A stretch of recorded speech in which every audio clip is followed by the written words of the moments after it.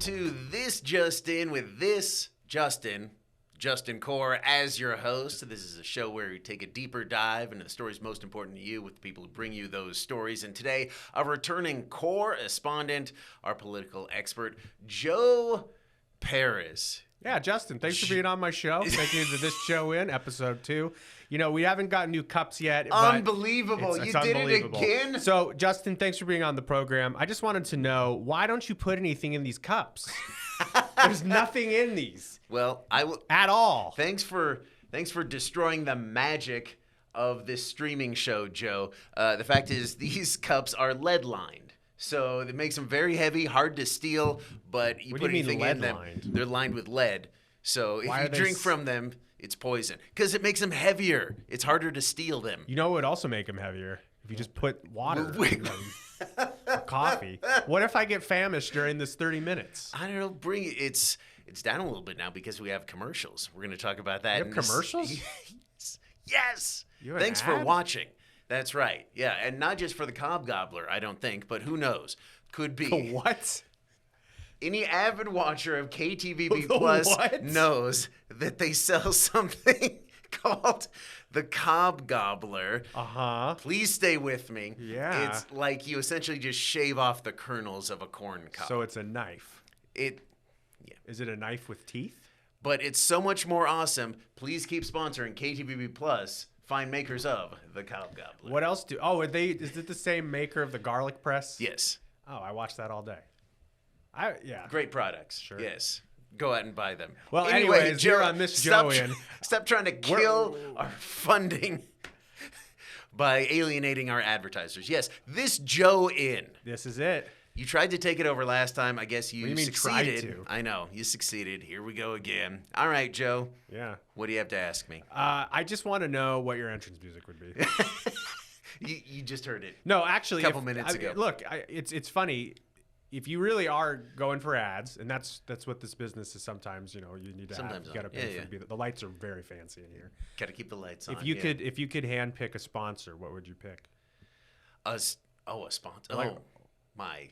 You also know, like in hockey, like they have the jersey sponsors. Like, we get you a suit coat sponsor. Who would it be? Flip the script. The Idaho Steelheads sponsor this show. And then you get their patch on your dress shirt. Idaho Steelheads. So it's like we do their games, they sponsor this show. Not too shabby. Maybe they would sponsor. Steelies. Maybe they would sponsor the show if you talked about hockey ever. Okay, Joe, let's talk about hockey. All right, throw out the script. So the Steelheads actually last week of the regular season.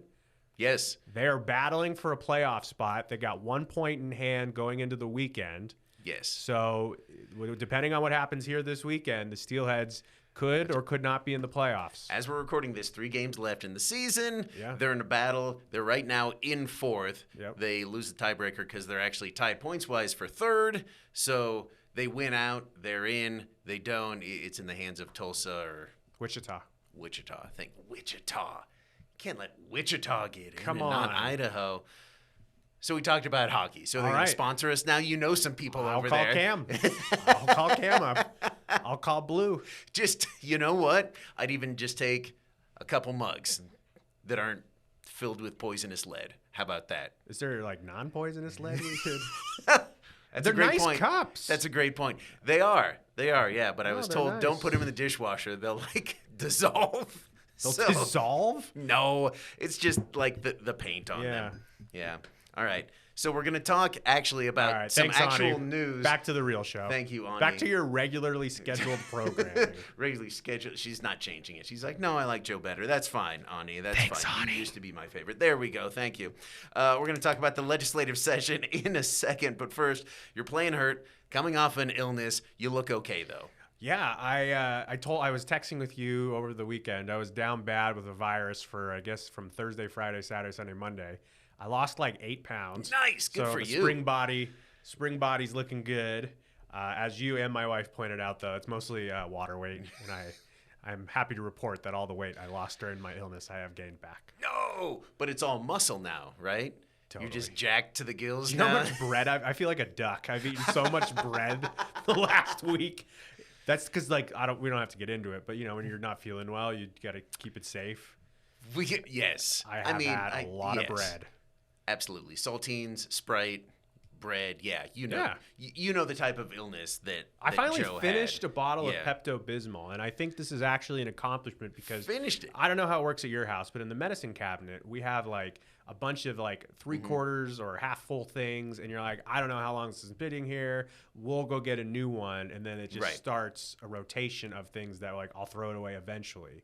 I actually finished the bottle of Pepto in one weekend. Nice. I don't know if you're supposed to do that. Yes, I have done it numerous times. I use Pepto maybe too often. Maybe that's a commentary on my diet. But I also love the taste of it.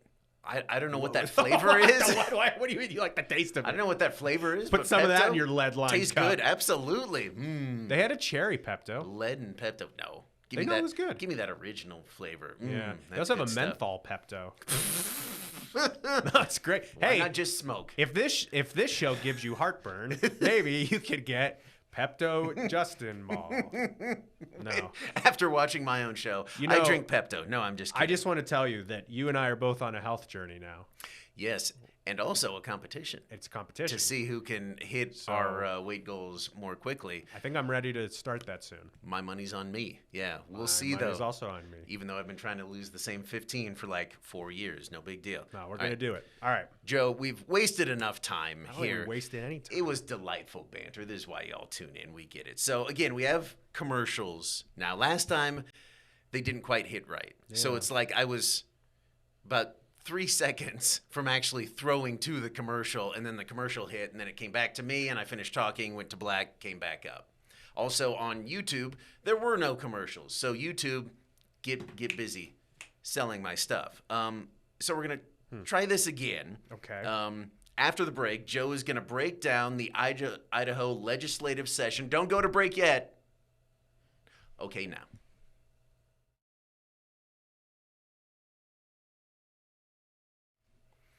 Welcome back, or if we didn't go anywhere, hi, still. Thanks for still being here. Joe, Subscriber of KTVB plus That's have right. ads free. smash that like and subscribe button. The 2025 Idaho legislative session in the books now. Let me go through the numbers here. Nearly 800 pieces of legislation, Joe. 300 sent to the governor's desk to become law. As of this recording, I think he signed all but one of those. Yeah. Joe, how are people going to remember this legislative session? It certainly was. So, little walk down memory lane, I suppose. Still a little fuzzy up here. You need more This is a Pepto. new. Thanks, I really do. This is a new legislature in the sense that Yeah. they were all elected last fall. So it's a new group of lawmakers, and there are a lot of new faces at the state house. So I think going into this, there is this question of what will this body be interested in doing. I think heading into the year, there's a lot of folks that say, maybe the Idaho House and the Senate got a little more conservative, maybe a little more leaning in a different political direction. And I think now that it's said and done, that was a really good take. I think this will certainly be remembered as the legislative session that House Bill 93, the school choice tax credit, the parental school choice tax credit, finally got done. It seems like 5 or 6 years, and it went through very different variations. This was certainly, even in the red Idaho, this was a more conservative legislature, and I think it is an interesting show of how politics have changed in Idaho since 2020. Yeah, and the Idaho legislature has for the past 20, 25 years been had a supermajority of Republicans, but even like we're talking about the ideology, the conservative ideology has moved even further to the right. So let's briefly hear from Speaker of the House Mike Moyle and Senate Minority Leader Melissa Wintrow about what they thought of the session. We are doing a lot, though, with the tax relief in regards to the facilities. You saw another $50 million stumped into the facilities this year. We're also doing a good job. We put out the $50 million for rural grants for those rural schools. That's a good thing. So we made a lot of movement on the other side on facilities, too. So while Democrats fought for childcare, housing, food security, for vulnerable populations, and a stable fiscal plan, the majority party was busy interfering with local business, local government, and personal choices. They've left our schools underfunded, our communities vulnerable, and they ignore you, their constituents, when you engage in democracy. Joe, let's get down to the nitty-gritty here. One of the biggest issues of the session, tax cuts. Republicans are pumped. Democrats say they cut too deep. At the start of the session, the governor wanted about $100 million in tax cuts. Republicans passed more than $400 million almost half a in billion. tax cuts. That's good. Hey, nobody likes paying taxes, but what are the concerns there? Or are they valid? I think there are some concerns from Democrats for sure, and then privately some Republicans that wonder if you cut, for example, the income tax all the way down now to 5.2, I guess. If you cut revenue to the state, do you compromise programs into the future? I know that right now no one wants to talk about it, but the economy could be headed in a direction that some say could be a recession-like economy. If you watch Growing Idaho, for example, you had a good report on the housing market this week. What a great segment that is, Growing Idaho. It's great. That guy, he's something else. Great journalist.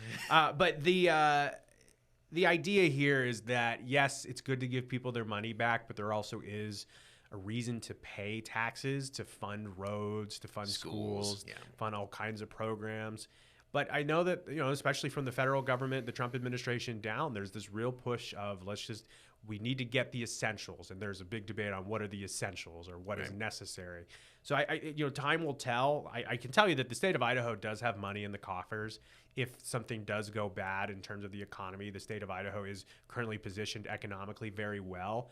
But things change and money changes. And just because it looks good now doesn't mean you can handle 3-4 years of a down economy.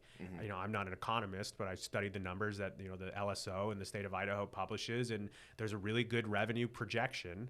But it's kind of like it's like the governor's budget request. It's a projection. It's we'll see. It's a request. It's an estimate. Yeah. It's like, this is about how much I think we're going to bring in, and so this is what I think we should, spend it on. Yeah. So, I mean, if you're an Idahoan and you're looking to get some money back and you're, kind of not concerned about funding programs and you think that the economy is going to hold up, then this is a great win.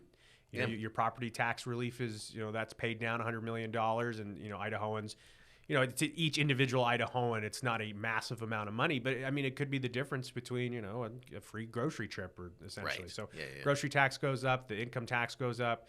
The other thing too is the state of Idaho is trying to make itself be attractive. The corporate tax rate comes down. Yep. There are definitely, the criticism from the Democrats is wealthier people are getting bigger tax cuts, and that is true based on the percentage. If you spend more, you get more back. Right. So the state of Idaho, trying to be an attractive market as it grows, not only for new people, but new businesses. So it's done now. And now it's kind of one of these things where I'm excited to do the math in a year and kind of see where this goes. Yeah, they're going to try it and see. And that's really sort of the sweet spot for any state, local, even federal government, figuring out how much to tax, how little or too much, what to spend that on, what you need to put away. That's really sort of the essential job of certainly our state legislature. Yeah. Their number one job, the one thing they have to do, is make a budget. Yeah. And they did it. And that's it. And then it becomes like this really, really great fundamental debate on what responsibilities belong to the government. Yeah. Like what should they be paying for? I don't know. Should they be paying for public education? They have to. It's in the state constitution. But school funding, always a big issue. Huge this year, as public funds are actually going to go to private schools by way of a $50 million total tax credit idea. Talk to me about that, some of the concerns with it, why people wanted it. So the parental school tax credit is basically for families across Idaho that the public school system isn't working for their child for a number of reasons. There's now going to be this tax credit that it is limited. It is capped at $50 million. So if you do the math, not every Idaho family is going to be able to get this, but the families that register and, first come, first serve, and then there's also a need-based element, they're going to get, about a $5,000 tax credit to basically pay for tuition or educational expenses, again, for students that were not going to public school. So, I think the big thing is, if I want to send my kid to a private high school, I can use this tax credit to do that. Yep. So the question becomes, okay, is this now just going to be rewarding families that are already in private school, or is this going to be for current families that are moving to the private school sector?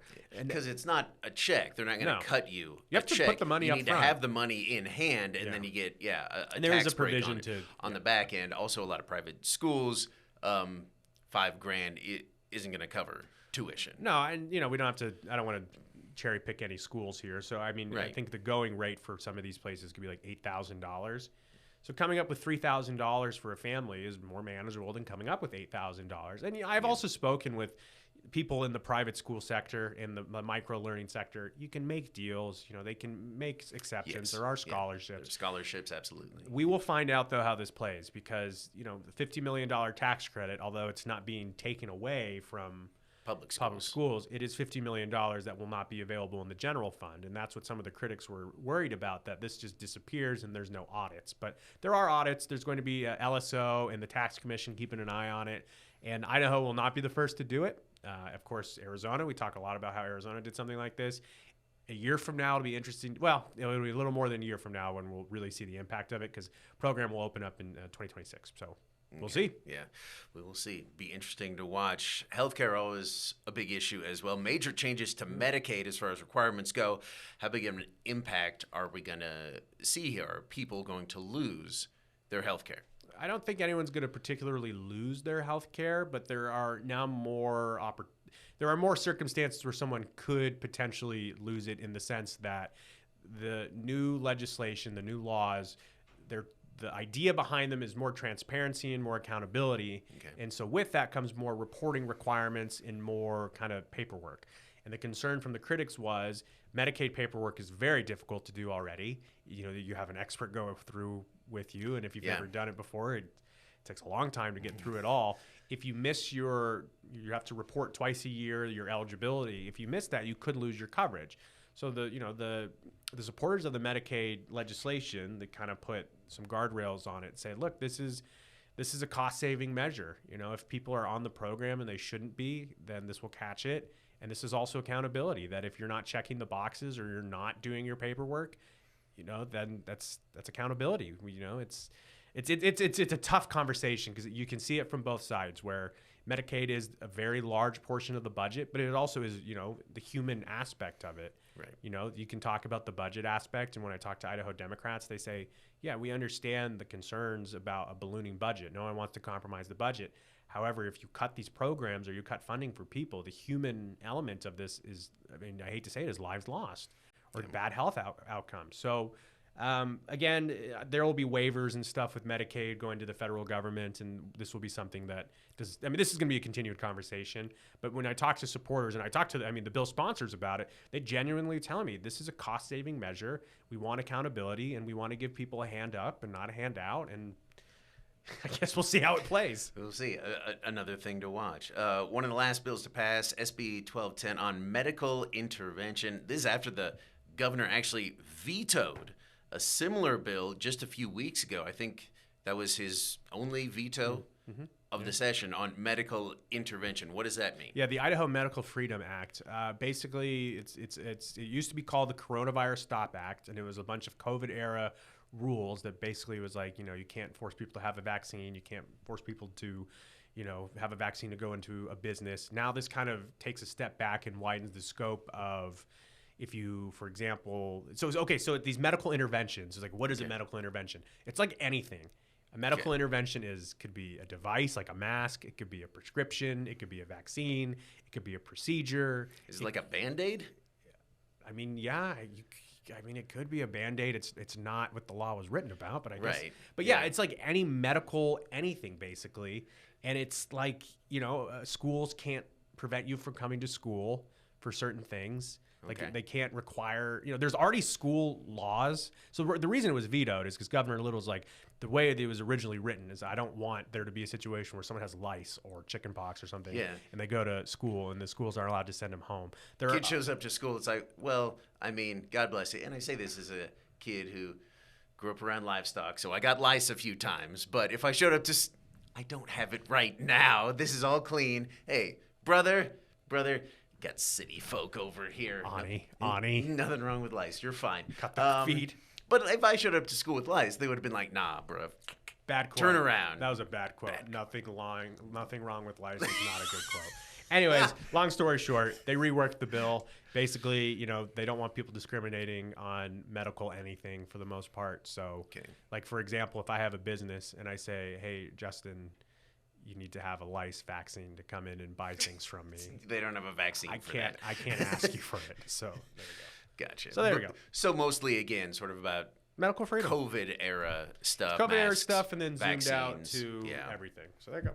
All right. One of the few bills that everyone really agreed on, requiring insurance companies to cover enhanced mammograms for women at high risk for breast cancer. Yeah. Close to Representative Green's heart. Also, a number of other representatives, even senators, got their heads shaved as she battles breast cancer again. That was really awesome to see. It was. Kind of an uplifting thing in this session, which sometimes were few and far between.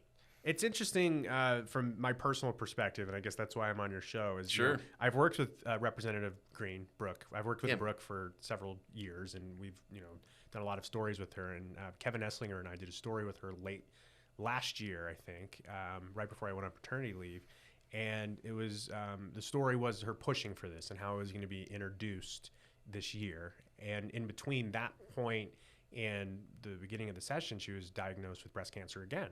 Yeah. So she's battling it again. It's tough for her and her family, as she and her husband and her young kid. They wanted to grow their family, and she realized through her own personal experiences that there are these checks that women can get that are just not widely covered, and so women are put in a position where there's 3D and these very high tech. High contrast screenings, yeah. They can catch cancers and they can catch problems that the 2D scans just don't. But because of the cost barrier, some women just say no. And Idaho, I believe, was last in the union in terms of breast cancer screening. Wow. So basically what her legislation, now law, Brooke's Law, does is it basically mandates a lot of insurance carriers that you need to cover these types of scans. Yeah. And it's also, she made, as a Democrat, she also made this into a really good conservative argument in terms of the finances of it, where if you catch something early on, the medical costs and the cost to the system is far less than if it evolves into a very serious situation and it needs more of an intervention. So yeah, we saw a really good bipartisan effort across the aisle. We saw, basically all Republicans shaved their heads for Brooke, and it was a really nice moment. It ended up on Fox, too, which was interesting, too. I saw Brooke did an interview with them. So, yeah, always shout-outs to Brooke Green and her family. She's the best. So we'll wrap up session talk with that, and we'll take another break, hopefully, when we come back, how we learned that Boiseans really, really, really, really, maybe too much, love their city's flag.